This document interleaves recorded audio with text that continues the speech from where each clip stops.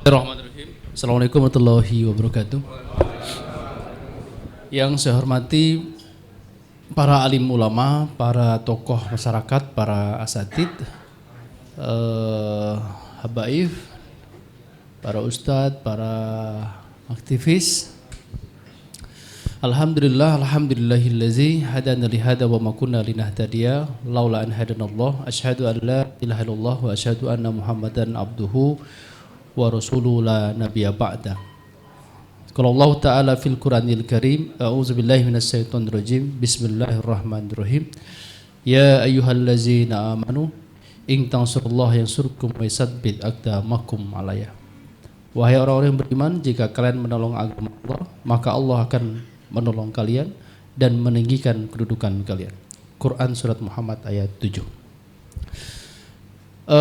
Pada hari ini saya ingin menjelaskan materi saya berkaitan dengan KUHP yang baru. Di situ KUHP yang baru memberikan peluang kepada syariah Islam itu menjadi dapat diterapkan dalam konteks hukum pidana. Nah ini ya, mohon ditampilkan slide-nya.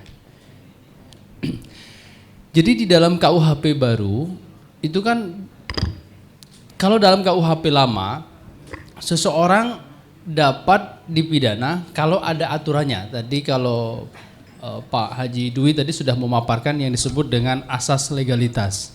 Asas legalitas itu artinya seseorang tidak dapat dipidana kalau belum ada tulisan, belum ada pasal yang mengatur. Misalnya gini, dilarang kentut. Kalau tidak ada tulisan dilarang kentut, berarti boleh kentut. Nah gitu. Kemudian dilarang mencuri. Nah, kalau ada tulisan pasal dilarang mencuri, berarti siapapun yang mencuri maka terkena hukum pidana. Nah, di dalam KUHP yang baru, itu ada ruang, ada potensi yang di situ tafsirnya begitu besar, begitu banyak. Maka saya mengatakan bahwa di dalam KUHP yang baru, terutama pasal 2 ayat 1, itu membuka ruang kepada syariah dapat dipraktikkan. Nah, bagaimana pola logikanya maksudnya? Nah, di pasal 2 itu, saya izin berdiri, ketentuan sebagaimana dimaksud dalam pasal 1. Pasal 1 itu yang asas legalitas. Tidak mengurangi berlakunya hukum yang hidup dalam masyarakat. Hukum yang hidup dalam masyarakat. Yang menentukan bahwa seseorang patut dipidana walaupun perbuatan tersebut tidak diatur di dalam undang-undang ini. Apa maksudnya? Saya sederhanakan begini. Kan di dalam undang-undang dilarang mencuri. Oke. Pertanyaan saya, ada nggak di dalam undang-undang dilarang berzina? Tidak ada kan? Oke. Ada nggak di dalam undang-undang barang siapa yang mencuri maka dipotong tangannya? Barang siapa yang mencuri maka dirajam, dicambuk? Tidak ada. Tetapi pasal 2 ayat 1 ini membuka ruang. Apa membuka ruang? Tidak mengurangi berlakunya hukum yang hidup dalam masyarakat. Sebentar. Sebentar, bagi lagi. Naik lagi ke atas. Naik ke atas. Nah, ada cukup. Semangat betul ini operator ini. Nah, di pasal 2 ini, tadi saya sudah contoh tadi, tidak mengurangi berlakunya hukum yang hidup dalam masyarakat. Yang menentukan bahwa seseorang patut dipidana walaupun perbuatan tersebut tidak diatur dalam undang-undang ini. Jadi nanti, kalau ada di suatu daerah, di dalam daerah itu ada kebiasaan. Apa ini hukum adat? Nanti, ini kita belum bicara hukum adat. Hukum yang hidup bahasanya. Hukum yang hidup itu apa? Jadi ada tata aturan yang di masyarakat itu dipraktikkan gitu loh. Masih eksis. Contoh misalnya, kalau dulu saya waktu masih kecil, berarti sekarang udah tua. Itu kalau kita lagi main sama anak-anak, main engklak-engklakan, tahu ya engklak-engklakan? Atau itu kalau kita mau ada perempuan di situ, anak perempuan, kita nggak berani pegang tangannya, tapi kita pakai bambu sebagai ini, kan muter kan dia. Nah itu adalah hukum yang hidup. Contoh berikutnya, ada dulu kalau misalnya orang yang mencuri di suatu daerah itu tidak dipenjara, tapi bukan dibakar, kurang asem ini. Dia apa? Disuruh muter aja di masyarakat, arak aja, udah itu selesai. Yang mencuri dibakar itu yang koruptornya besar itu tuh. Nah, itu. Hah? Oh, itu dibakar itu yang. Nah, lanjut. Nah, bentar. Saya lanjut tuh ke sini. Maksud lanjut, kecuali saya bilang tolong lanjutkan slide-nya. Nah, itu baru kalimatnya ya.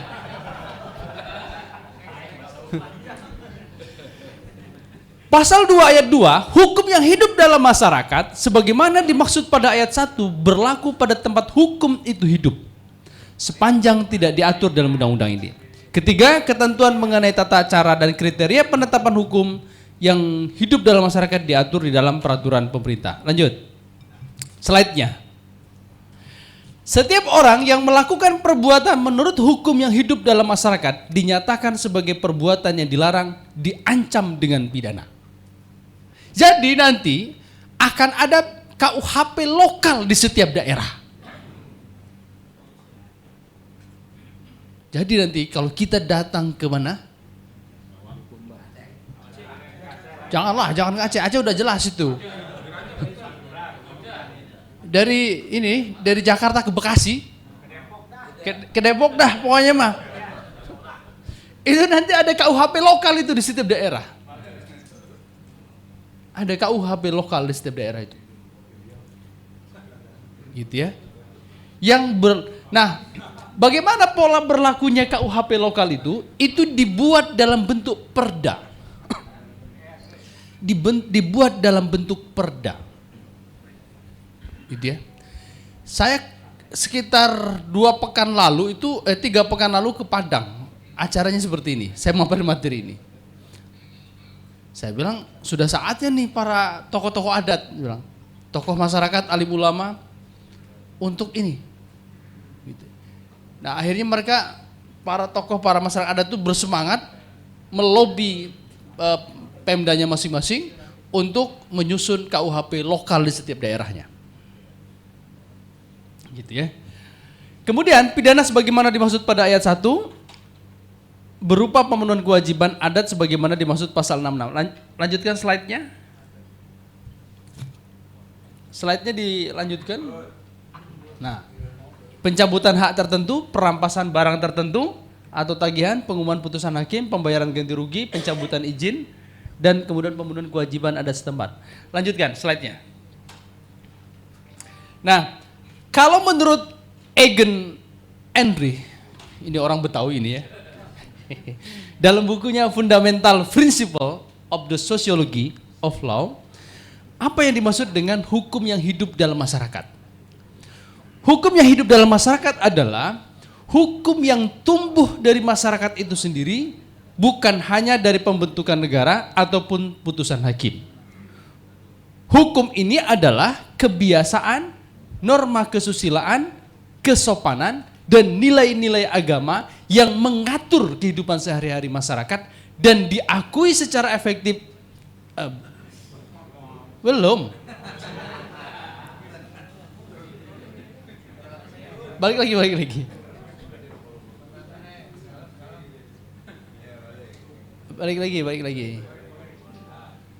Lagi ke atas. Pelan-pelan. Nah, balik ke bawah lagi. Nah, udah cukup ya. Hukum ini adalah kebiasaan, norma kesusilaan, kesopanan, dan nilai-nilai agama yang mengatur kehidupan sehari-hari masyarakat dan diakui secara efektif meski belum tertulis atau diformalkan oleh negara.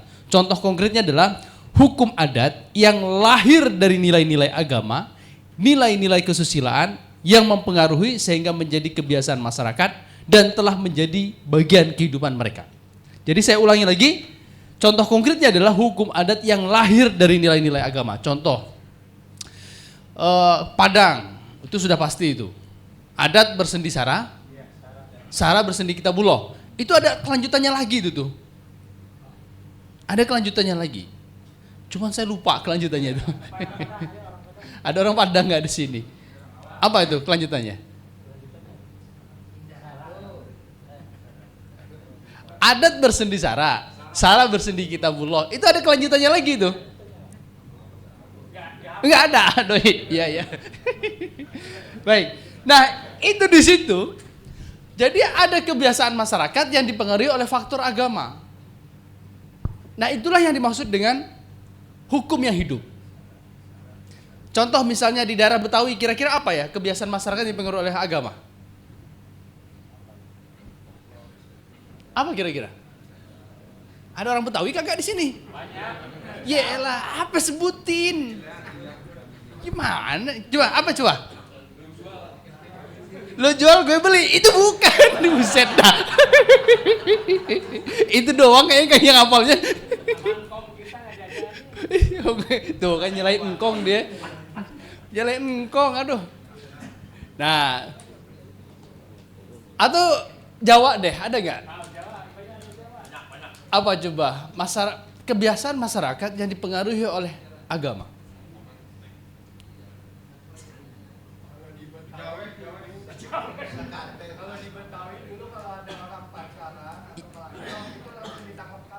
Ditangkap kawin, ditangkap nikah. Wah, enak bener ini, enak bener ini.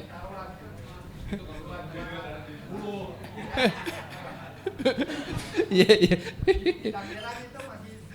Masih kayak gitu. Ada lagi di daerah mana, di wilayah timur juga hampir sama tadi. Kalau ketahuan pacaran, lewat dari jam 10 itu dinikahkan. Makanya ada kasus siapa tuh yang kemarin Agus apa? Agus. Nah, Agus apa tadi? Nah, Agus itulah pokoknya ya. Saya nggak enak nyebut kalimat buntungnya itu. Nah, itu begitu. Itu ada masyarakat begitu kebiasaan yang kemudian menjadi hukum hidup di situ. Nah, jadi oleh karena itu pertanyaannya adalah di mana syariah itu bisa masuk? Syariah itu bisa masuk dalam konteks hukum pidana lokal. Pintu masuknya adalah kalau hukum syariahnya itu menjadi bagian dari masyarakat dan dipraktikkan oleh mereka. Itu saja sebenarnya. Lanjutkan slide berikutnya. Lanjutkan. Nah ini, Islam telah menjadi bagian dalam kehidupan masyarakat Nusantara sejak ribuan tahun yang lalu. Saya tidak nyebut Indonesia, karena Indonesia itu baru lahir sekitar 80-an ya, berapa sekarang? 80 tahun. Jadi saya sebut masyarakat Nusantara. Sejak ribuan tahun yang lalu bahkan telah dipraktikkan dalam kehidupan masyarakat dan bernegara. Hal ini tercermin pada berdirinya kesultanan-kesultanan Islam, diantaranya adalah Kesultanan Perlak, Kesultanan Samudra Pasai, Kesultanan Ternate, Kesultanan Goa, Kesultanan Malaka, Demak, Banten, Mataram Islam, dan seterusnya dan seterusnya. Berarti pertanyaan saya, kesultanan ini hukum apa yang dipraktikkan? Sudah pasti Islam. Kesultanan ini, gitu ya. Sudah ribuan tahun lamanya berada di Nusantara ini. Kalau dia mempraktikkan hukum Islam, berarti hukum Islam berarti menjadi bagian dari kehidupan masyarakat itu. Nah, itulah mungkin perlu digali kembali kebiasaan di masyarakat yang di situ ada nilai agamanya untuk kemudian dibuatkan dalam bentuk perda atau pidana lokal baru di setiap daerah masing-masing. Nah, jadi oleh karena itu KUHP baru memberikan peluang untuk kembali membuka kebiasaan-kebiasaan masyarakat yang di situ dipengaruhi oleh nilai-nilai agama, terutama dalam konteks Islam. Pertanyaan selanjutnya adalah bagaimana nanti kalau ada daerah itu beragama-agama lain? Silakan. Bali misalkan. Gitu ya. Manado misalnya. Dan seterusnya dan seterusnya. Nah ini. Pertanyaannya, apakah ini tidak akan menimbulkan perpecahan? Pertanyaan itu jangan ditanyakan ke saya, ini banyak pertanyaan yang ke saya. Tanyakan kepada yang buat nyusun undang-undang ini, kenapa diberikan peluang ke situ? Ada yang mengkritik tulisan saya, Anda ini terlalu egois memikirkan agama sendiri. Ini kan kebangsaan, ngapain bikin pidana lokal? Saya jawab begini, jangan kan tanya kepada saya, tanyakan kepada penyusun KUHP-nya. Karena KUHP-nya membuka peluang untuk itu. Benar nggak? Nah, itu. Lanjut. Slide-nya. Habis? Habis ya? Oh iya, berarti itu saja. Itu saja yang dapat saya sampaikan. Terima kasih banyak. Assalamualaikum warahmatullahi wabarakatuh. Baik, terima kasih Bang. Menarik ya, ketika justru hukum yang dibuat malah memberi peluang begitu ya, untuk munculnya raja-raja kecil di setiap daerah. Karena akan menunggangi tadi, kita tahu bahwa pasti dalam konsepsi pilkadanya saja sudah bermasalah. Boleh begitu. saya menambahkan? Ah, iya. Ada kasus baru, mungkin Pak Dwi ingat, pada tahun 83 itu di daerah Nias, ada kasus laki-laki, ini laki-laki memang ngegombal kepada perempuan, dia sudah nikah sebetulnya, gitu ya, ngegombal ke gadis, bahwa kamu akan saya nikahi, kebutuhan hidupmu akan saya penuhi. Itu gombalnya begitu ya, yang 3M kemarin tuh kayaknya. Parah dah. Nah, jadi ngegombal, perempuannya akhirnya terhipnotis lah itu dengan gombalan itu, dan mereka melakukan hubungan badan. Setelah melakukan hubungan badan, ini tahun 80 ya, 83, itu tidak kunjung dinikahi. Lalu dia laporlah kepada polisi. Kalau dikenakan pasal pencabulan tidak bisa karena dia sudah dewasa. Laporan pasal pemerkosaan tidak bisa karena secara consent. Suka, iya, atas izin keduanya. Bingunglah ini ya. Akhirnya digunakan pasal tentang penipuan. Pasal penipuan kan khusus barang kan? Khusus barang. Nah, nah itu akhirnya digunakan pasal penipuan. Hakim waktu itu sebelum memutuskan perkara itu, hakim melakukan survei ke lapangan. Jadi di masyarakat itu ada yang disebut dengan bonda. Kebetulan kemarin saya ke Medan, saya tanya ini, ternyata ada peserta di situ juga mantan hakim. Ketika saya ceritakan kasus ini dia langsung ketawa. Oh, saya tahu itu cerita itu katanya. Jadi beliau mantan ketua pengadilan. Jadi beliau sebelum memutus perkara itu datanglah ke masyarakat. Nah, karena belusukan. Jadi di masyarakat itu katanya sebelum orang itu mau menikah itu ada seserahan ya kan? Seserahan. Kalau bahasa kita, bahasa Sundanya kan? Kalau bahasa kami Palembang, seserahan, cuman beda aja, seserahan dan seserahan. Barang ya, barang maksudnya. Nah di mereka itu kalau sudah nikah, sudah akad nikah, itu keluarga perempuan menyerahkan anak gadisnya kepada laki-laki itu. Menyerahkan. Nah yang disebut dengan bonda. Bonda katanya. Nah seserahan. Nah, mereka bilang, apa yang diserahkan di dalam bonda itu? Anak gadis itu sama barang-barang lain. Hakim kemudian berpendapat bahwa kelamin perempuan itu adalah barang. Karena kebiasaan menyerahkan tadi katanya. Dari situ. Akhirnya menggunakan pasal penipuan itu, si laki-lakinya divonis, dinyatakan bersalah dan dihukum penjara. Di tingkat 1 di Mahkamah Agung dibubarkan lagi itu putusan, dibebaskan